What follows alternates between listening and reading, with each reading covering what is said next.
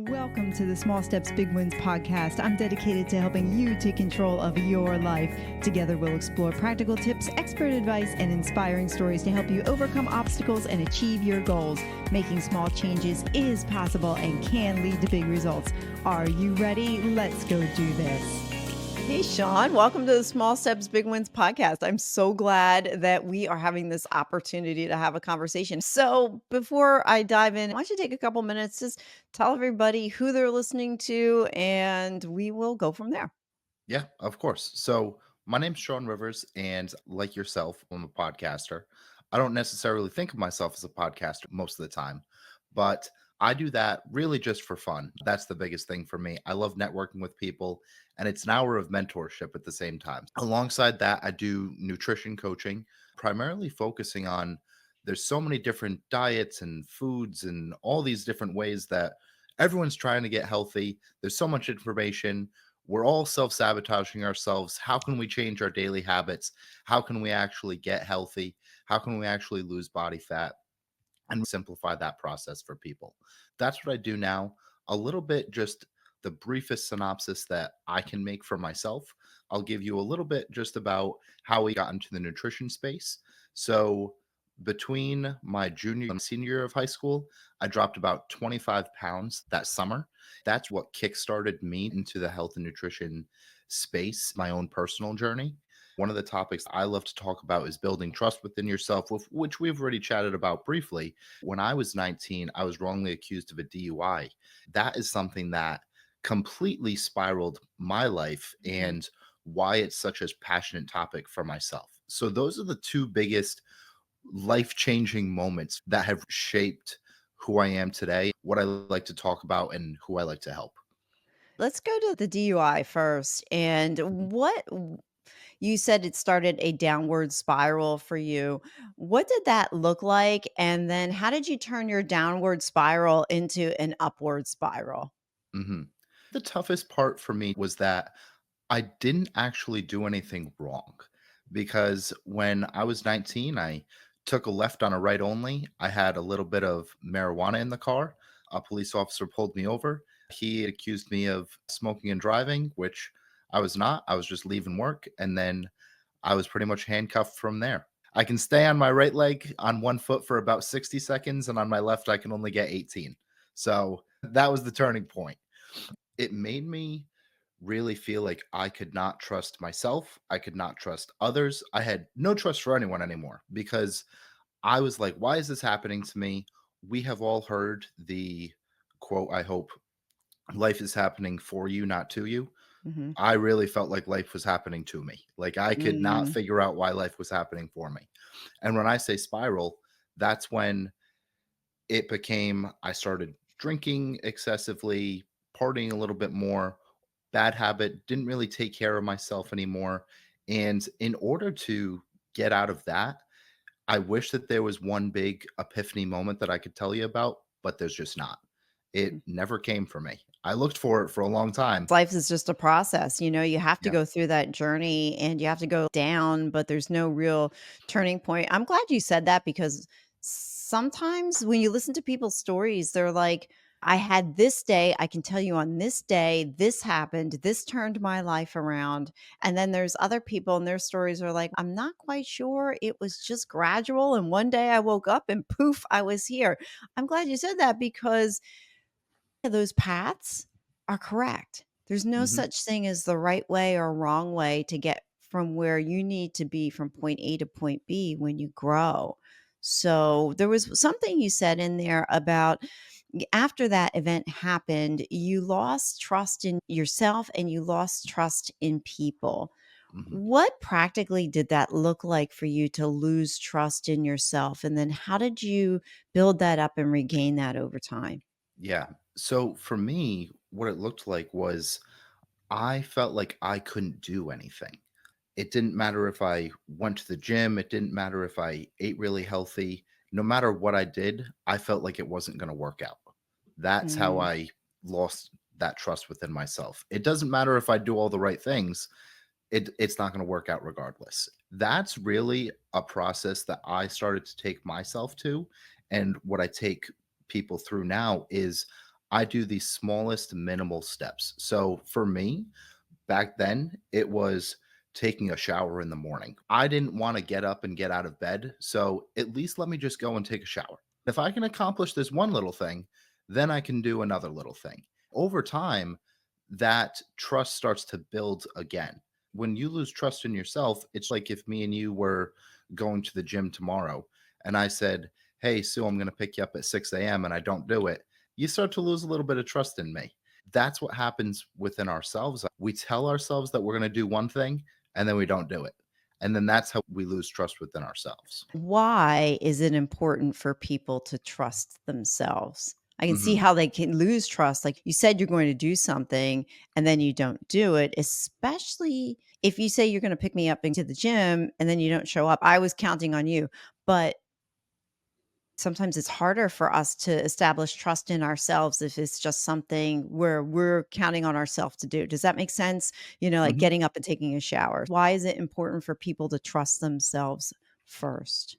I view this as the same reason that you put the mask on if a airplane was going down before you put it on someone else. You have to save yourself. A lot of what I found in life now is, and it's not like I'm saying I'm super wise or anything. I'm only 28. But you have Regardless. experience. Yeah. I take out the age because I've come across very wise souls at 20 and very immature souls at 68. I think age is just bullshit. Where I'm going with this is I've had to realize for myself that I need to be the hero in my own story. I can have a guide. And it's the same thing with helping people now. For a long time, I wanted to be their hero. At the end of the day, I can't do any work for anyone.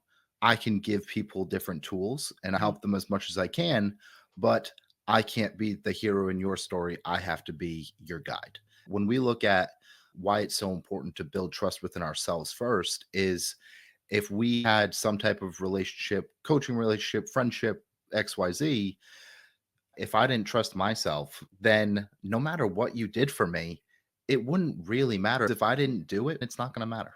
Mhm. Do you come across clients that don't trust themselves first, but you can see it that you have that belief in them? What does that do, like, when you impart that onto them? What's the outcome for them? I think it depends on the person That's because you know true. what? I think majority of people trust someone else outside of themselves more than they trust themselves. Not with huge decisions necessarily, because I think that they deep down know I need to break up with this person or I need to move out of this state. You just know, right? But in terms of like, hey, someone comes to me, they're trying to lose weight, they keep self sabotaging all these things. I think it's easy to see the potential in everyone, right?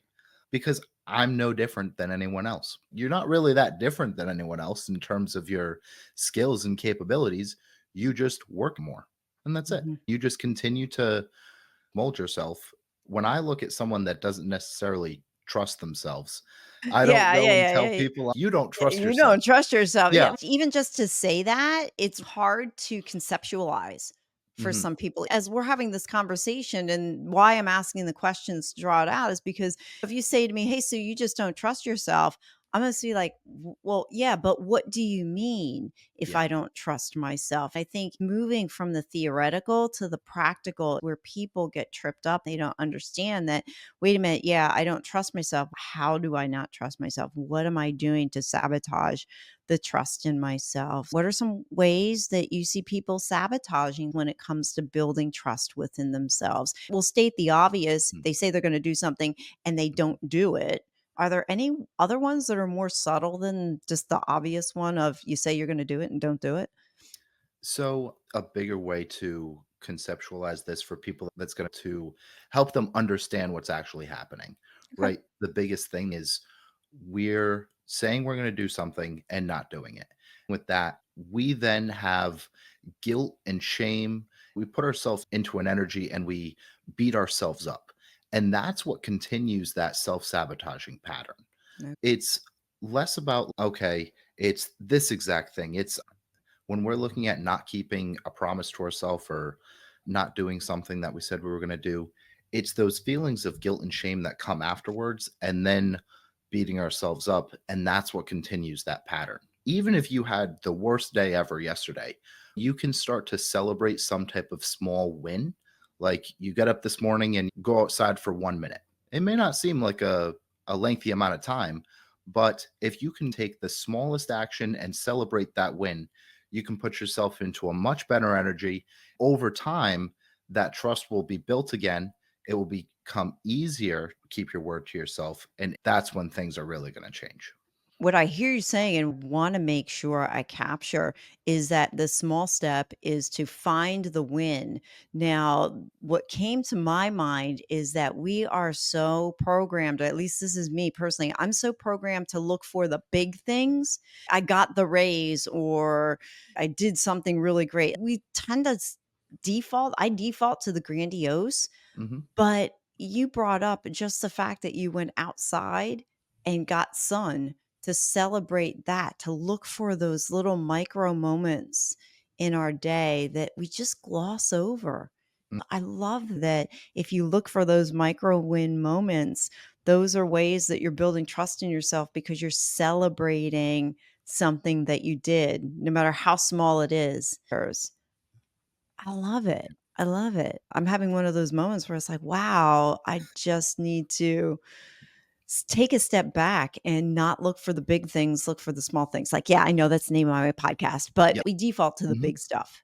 I found that especially in terms of relating this to nutrition and diet and different lifestyle habits, what often happens is we have these big lofty goals, which is awesome, right?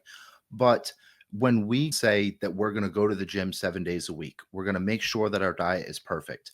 If we don't stick to that and make sure everything is perfect, then all of a sudden we start beating ourselves up. I said I was going to do this. This was really going to be the time. That's when that yo-yo type of Yeah. dieting lifestyle factors come into play. Creating the small wins, even if someone is eating McDonald's every single day.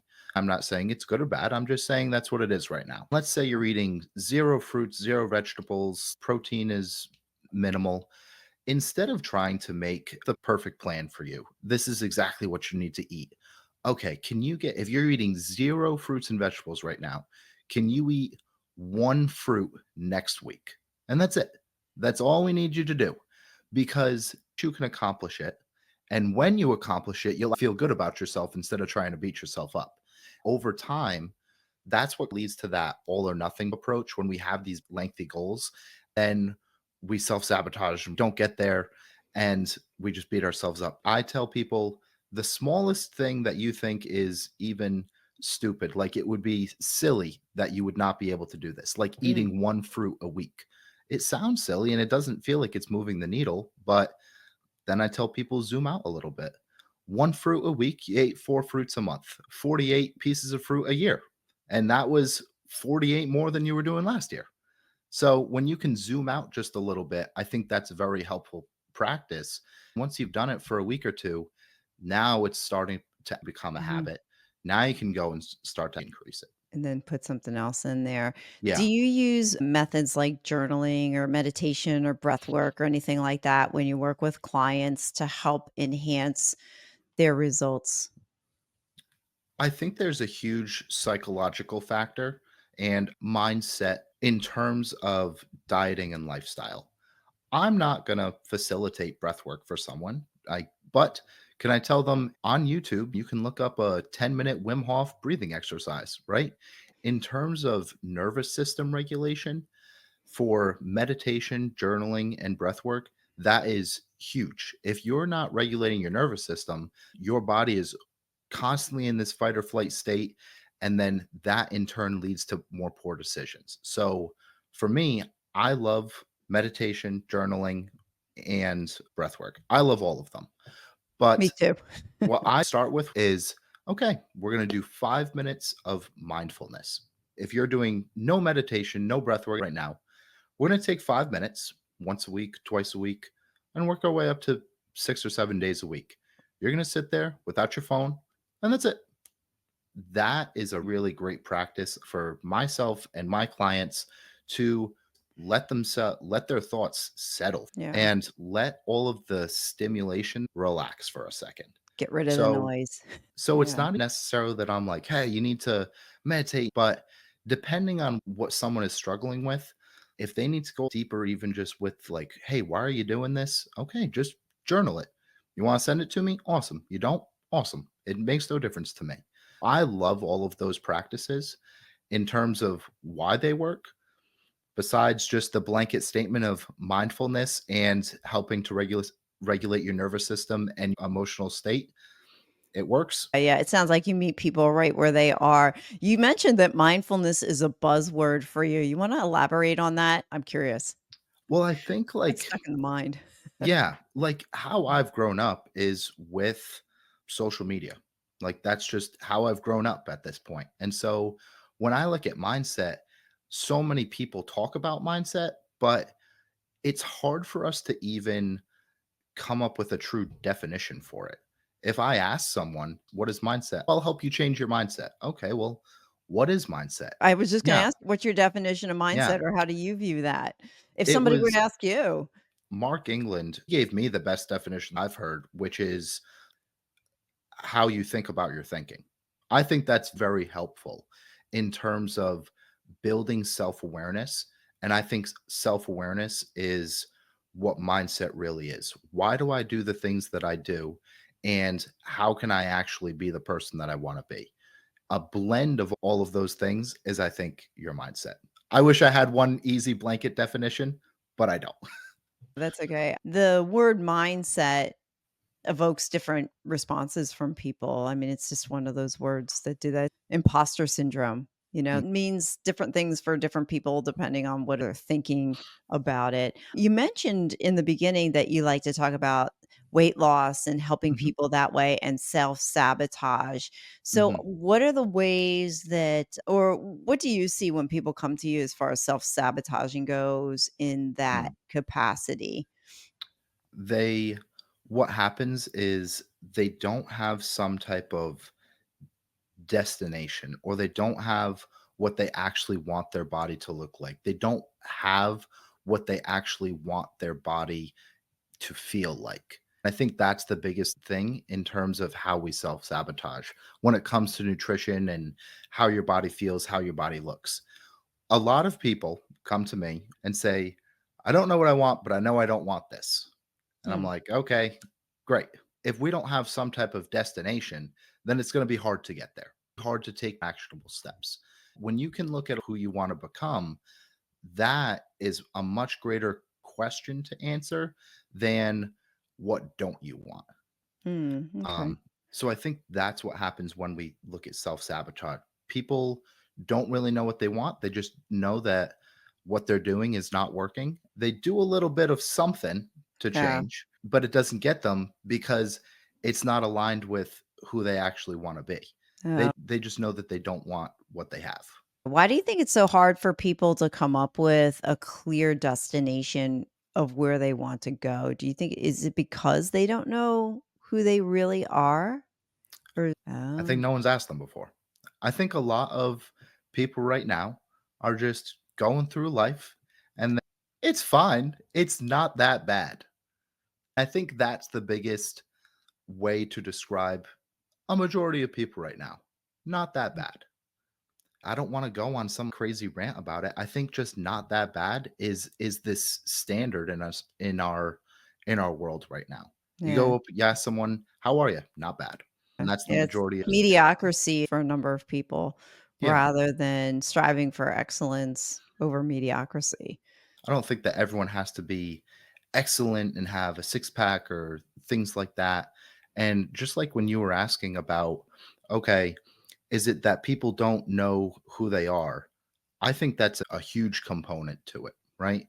But no one's taking the time to even ask themselves that question.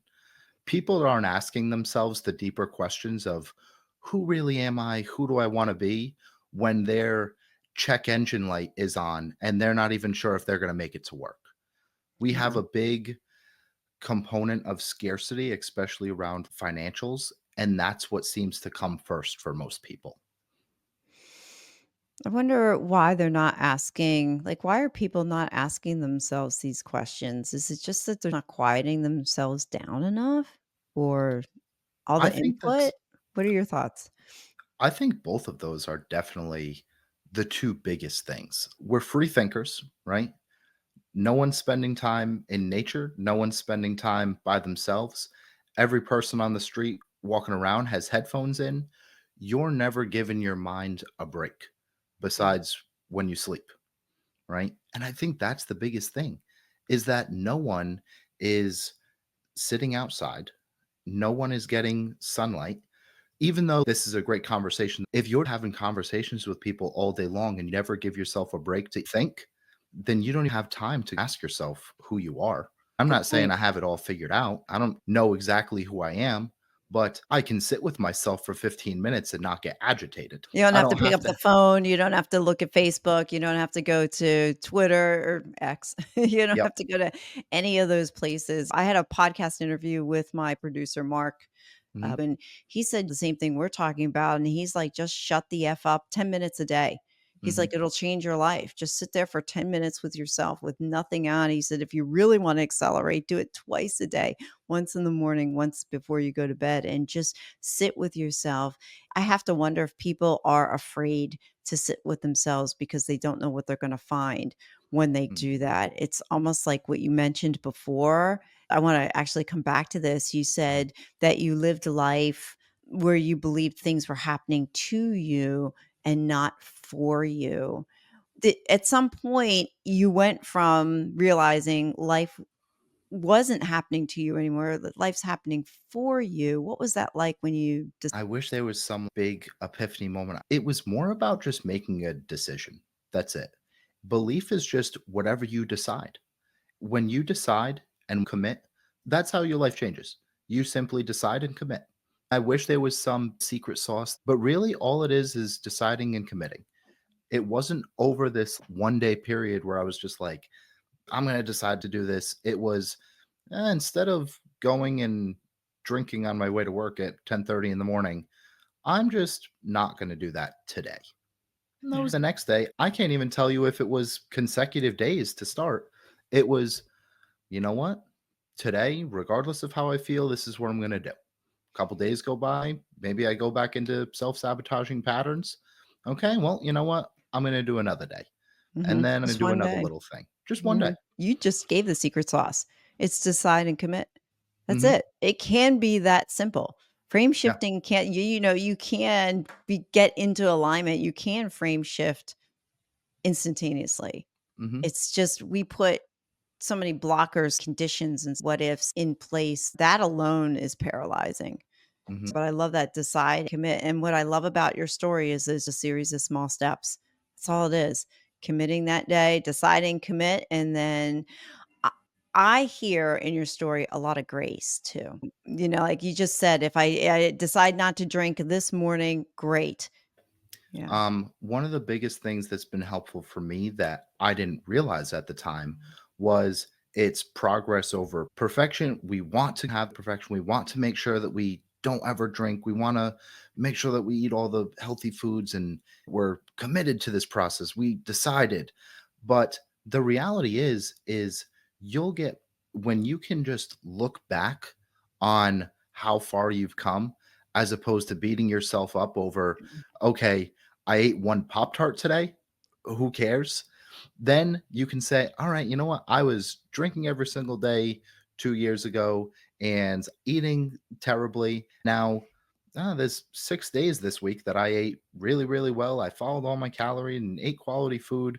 And then one day I ate more than I expected to. We forget how far we've come and just try to look at that future destination. I think you just need to be able to look at both. I love that progress over perfection. I really like that. And I like the Pop Tart analogy because that's happened to me. I'll Yeah. go through seasons where I'm like, I'm not going to eat any gluten at all. So I tell myself, I'm not going to eat gluten. Mhm. I can go for weeks and not have any gluten, but then there's that one day I'm at a special event and there's one piece of something there that I wanna eat that I know is not gluten free. So when I Mhm. tell myself that I'm not gonna eat anything, then I almost set myself up for failure. Mhm. So I'm wondering, if a reframe and saying, "Okay, I'm going to be gluten free 95% of the time and give myself that because I know that one thing that's going to happen once in a month is okay." Mhm. That progress over perfection. My question is, what are your thoughts on how people can restructure their words to set themselves up in the way that they do have those small wins, that they're not self-sabotaging themselves? Yeah. It's a couple of different things. One, when you're looking at words in general, getting rid of the words that are indecisive. You've learned this from Mark and Austin, the should detox, all of the maybes and perhaps just being a little bit more binary. You're either going to do this or you're not. In terms of helping shift that mindset and perspective, even with your example, for some people, we make things too restrictive. And Mm, when we tell ourselves we can't have something, we may be able to go for weeks on end. But then because we've been so restrictive, it's this big crazy binge because you feel like you'll never be able to have it again. All mm, right. It depends on who you are and where you're at. For some people, that works. For others, it doesn't.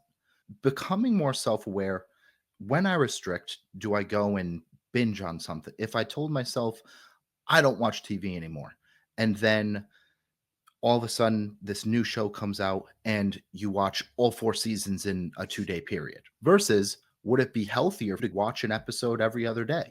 There's no right or wrong answer. But I think that what happens for the majority of people is that they restrict something too much, which makes them want it more. And in turn, once they finally get it, they feel like they're never going to be able to have it again. And then they try to get as much as they can in. I don't know if that answered your question in yeah, terms of no. a play on words, but I think that's a healthy perspective shift to have in looking at restricting something instead of fitting this into your lifestyle. It really does come back to the words and what we tell ourselves. You mentioned before about those soft words. I call Mhm. them soft words like should, could, sorta, kind, maybe, try. When Yep. you said try, I thought of the saying that Yoda says, do or do not, there is no try. Yeah. When you think about it, you're either doing that thing or you're not doing that thing. Mhm. Trying is just inaction. You didn't do that thing. I'm Yep. not trying it. I just didn't do that thing. We talked before and you mentioned inner peace, and Mhm. that's really important for you. Why is it important and how do you cultivate inner peace in your life? I wish that I could give a blanket statement for everyone that's listening, but of course, this is specifically for me. Your small Peace. step might help somebody else. I think we have to realize that I Oh, no, no. hear you on that it's your specific situation and Mhm. everybody has a specific situation. But if we enter and listen with the perspective that even though that's from their perspective, there is the possibility of some nugget in there that's going to resonate with me. So as Yeah. you share your perspective with inner peace, there's might be somebody out there listening saying, "You know what? Yeah, I struggle with inner peace. How does Shawn do it?" For me, what it comes down to is I've defined who I want to be. So now, regardless of the situation, regardless of all of these external things, whether I have this, whether I don't have this, as long as I show up how I want to show up, that's all that matters. And that's what inner peace is to me. Regardless of the external world, this is what I do. This is who I am. This is how I show up. So it doesn't matter what's going on around me. And I think when I can continue to show up regardless of how I feel, that's more inner peace for me. What does showing up look like for Shawn? Keeping my word to myself. If I say I'm going to do something, to just do it. And that's been a big theme of the podcast today, right? Doing things that you say that you're going to do. For me, showing up is making sure that I'm not necessarily being of service to others, but doing something in the best interest for myself and the other person. So for this conversation, making sure that I say things I know and have experienced, not just making up random things, but then also for you, making sure that I came prepared today and gave this conversation my all because you're giving me an hour of your time. Showing up for me is just making sure that I'm doing something for the best interest of myself and the best interest of you. Depending on the situation, I can tailor it between the two. Thanks for your definition of showing up. We hear it often. Just show up for that thing you're showing up for. And you know what? I have to wonder if what showing up looks like is different for different situations. If you're an athlete, you got to show up in one capacity versus if we're having a podcast and you show up a little bit differently. But Mhm, I really sense like your core fundamental is trusting yourself and then doing what you say you're going to do. mhm, So, what's one thing that you thought would be hard about your self-development journey and wasn't? And then flip it. What did you think was mhm. gonna be easy and then wound up being more challenging? Mm. The thing that I thought was gonna be hard was honestly, from the get-go, the physical aspect of it. Getting into the gym, changing my body, because I think that that's a huge part of personal development that a lot of us don't talk about or think about. We just think personal development, how many books do I have to read? Or at least that's what comes to my mind. And Yeah. so I really thought that that was going to be difficult, but for me, I fell in love with it. It's not like everyone just automatically falls in love with the gym. I understand that that's not it. Some people hate it, and they'll always hate it. And I'm not saying that you need to go to the gym. I'm saying you just need to become healthy, So whether it's walking, whether you're doing a yoga class, there's so many different modalities. So I did think that was going to be difficult for me, but it ended up not. It's very simple and I like to keep it simple. And now I really love it. Something that I thought was going to be easy, but it was difficult was getting clients. I thought, okay, I'm going to launch a business and then I'm going to make an Instagram and a Facebook post and people will just flock to me. I thought it was going to be so easy, right? And that's not how it is. It's not how it is at all. I talk to a lot of coaches. I hear the same thing. They're like, I thought the people would just come to me like Field of Dreams." Kind of dating Yeah. myself, but there's that movie out there, Yep. if you build it, they will come, and they Yep. all came out of the cornfield. Yep. It doesn't always work that way. No. At least that's the common thing that I have. I haven't built a coaching business yet. Mhm. I can't speak from that, but that is what I hear a lot of coaches say when I talk to them. Yeah. That people would just materialize and then they don't. We think that we are going to take one personal development course or we're going to Mhm. have this big shift in something just because I've done it and I've had a bunch of different perspective shifts and a big epiphany moment that all of a sudden now I can just share it with the world and everyone will resonate with it. And then everyone will want this as well because I feel different. Since I feel different, I want to make sure that everyone else feels different.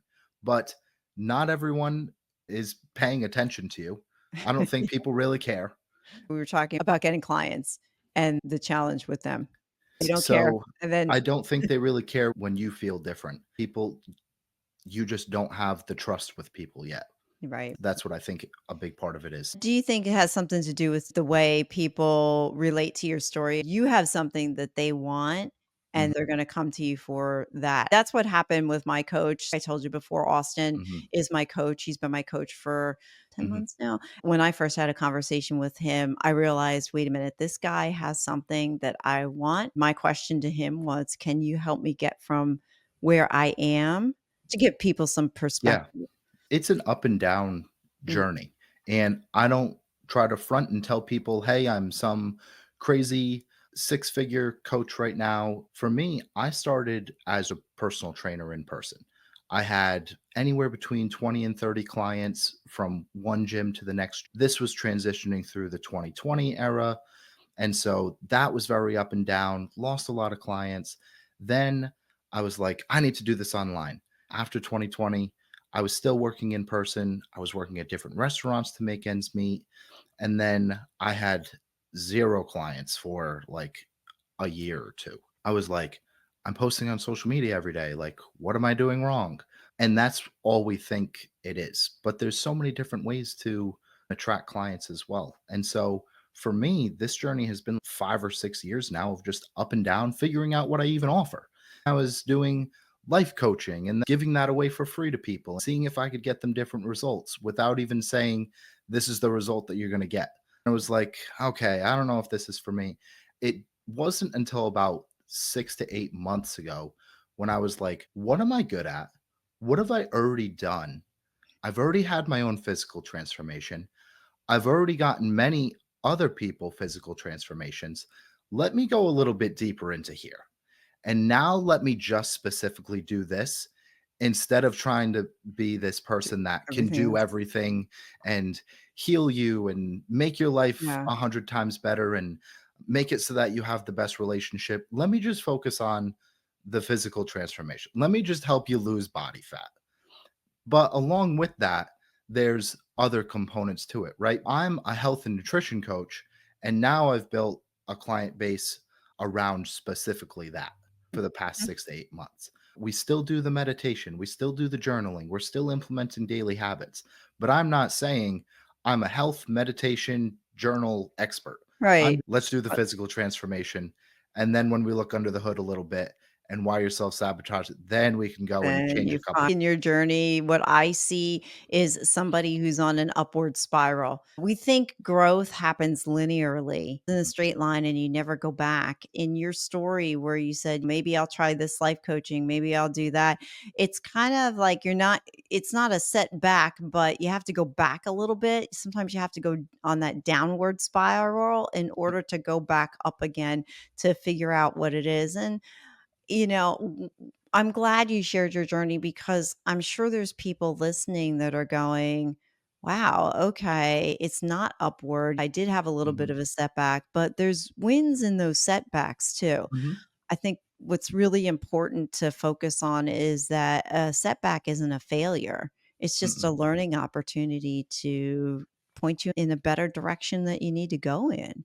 I love that you shared that. Now you're a nutrition coach, or I'm mhm. sorry, you're nutrition. Now you're a body transformation coach, but you incorporate nutrition. You meet people where they are. Yeah, How does that it's feel to you when you explain it that way versus what you used to try to mhm, do? it's much easier, right? Instead of just saying, "I'm a coach that will help make your life better in some aspect." People know what I do. They know whether it's for them or not, and it's much easier for me. I don't work with everyone. If you're in great shape, you don't have a desire to build muscle, you just love where you're at right now. We are not the fit, Right. right? To hear that and to relay back to you this up and down journey and how influential it's been, how much growth there's been.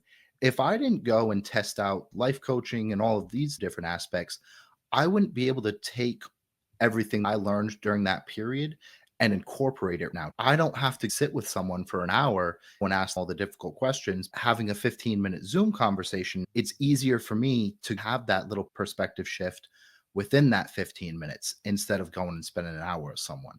And Mhm. so now it's much easier to take all of the different tools that I've used. I'm glad that business didn't work. Now I can use them.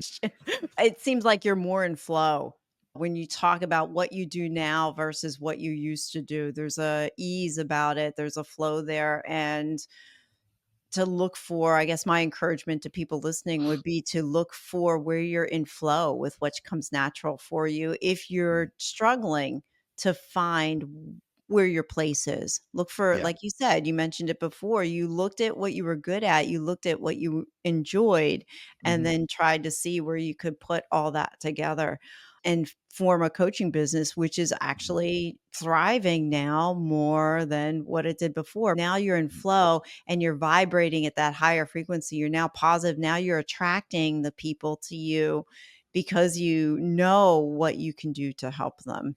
Mhm. What's something that very few people agree with you on? I would say, and it's controversial, but when we look at how much we love ourselves and how fulfilled we are, I do think that there is a direct correlation if we take care of ourselves from a physical aspect. Personally, the body positivity movement, for me, I'm not a fan of. I'm not on board with it. I think that all people are valuable. When we look at your body weight and how healthy you are and your blood pressure and your fasted blood glucose, if you're 100 pounds overweight, then yes, I love you. I think that you need to change. We are too accepting right now of great, you're 100 pounds overweight, you are beautiful. Sure, you're beautiful in your own special way, but it would be much healthier if you were 100 pounds less. The body positivity movement for me is controversial, but I'm trying to create the vision I have for nutrition, health, and body transformation. When I look at my 5 year, 10-year view of what to create, I want society to have a higher standard. Even for myself, though, I look at myself and I'm like, I'm overweight, where I'm 5'8", 190 pounds. I pretty much look like a normal looking person for the most part. As I continue to hold myself to a higher standard, be the walking embodiment of what I'm really selling, that 5 to 10 years down the road, now I can bring up everyone that's following, working with me. Let's have a Mhm. higher standard for everyone. The body positivity, being overweight, I'm just not a fan of it. I don't think it's healthy. I don't think that that's what we should be encouraging. Love everyone. Everyone is awesome, but Mhm. let's have some harder conversations and let's get people healthy as well.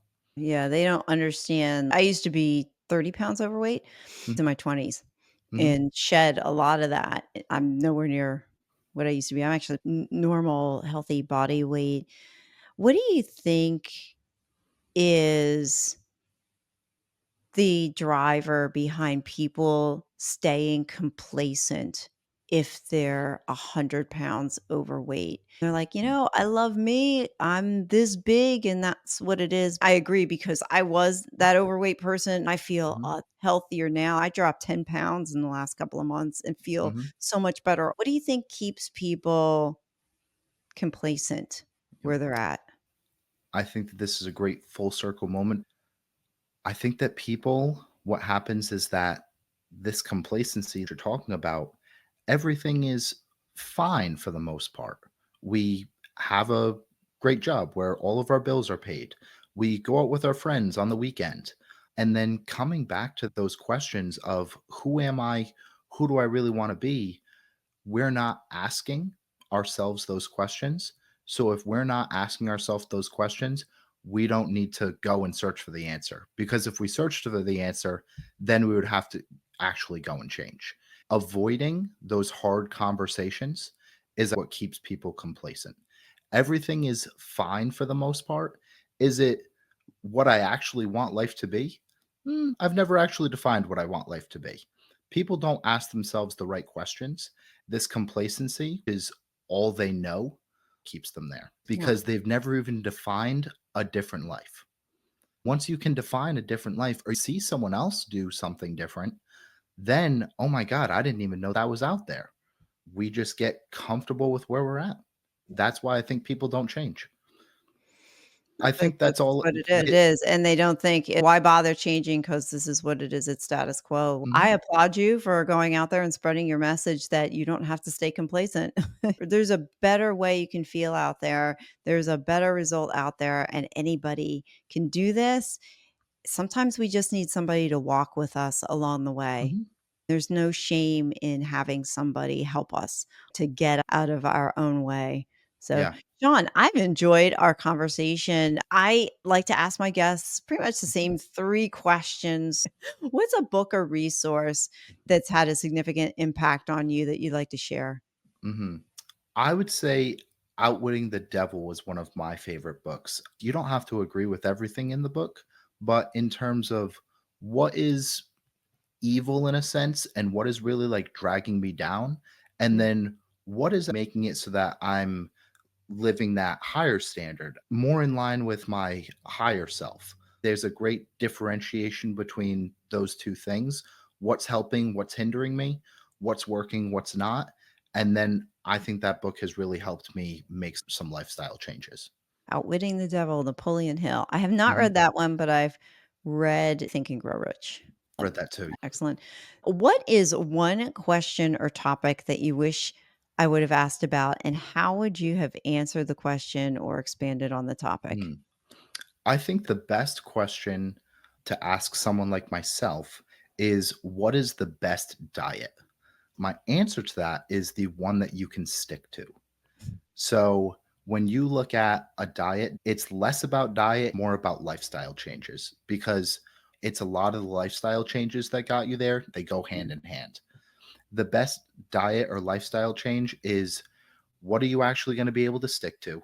And what is putting you into some type of calorie deficit? You're eating less. What is it going to look like for you to eat a little more protein and micronutrients? So, all those vitamins and minerals, a lot that you get from meat, fruits, vegetables. Those are the big three. And so, when you can come up with something around those areas, I think that's the best diet that's going to work for someone. Makes complete sense. As we close, what is one small step that someone can do today that's going to help them change their tomorrow? I love that this is going to be different for everyone. Pick something that you know you can do and do that today.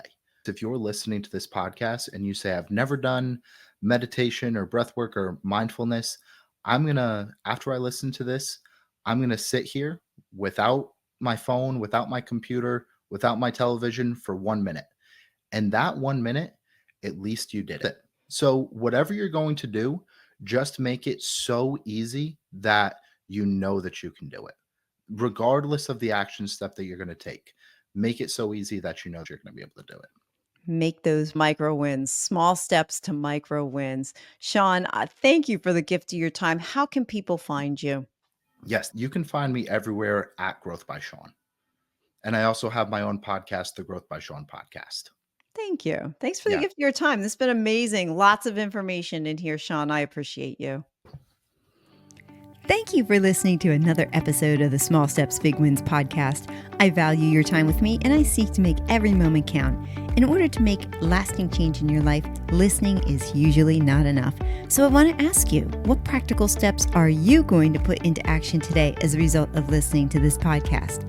Remember, any step, any action, no matter how small, starts your journey to a big win. And if you're not sure where to get started, reach out to me and let's have a conversation. Until next time, love yourself, then love others. Peace.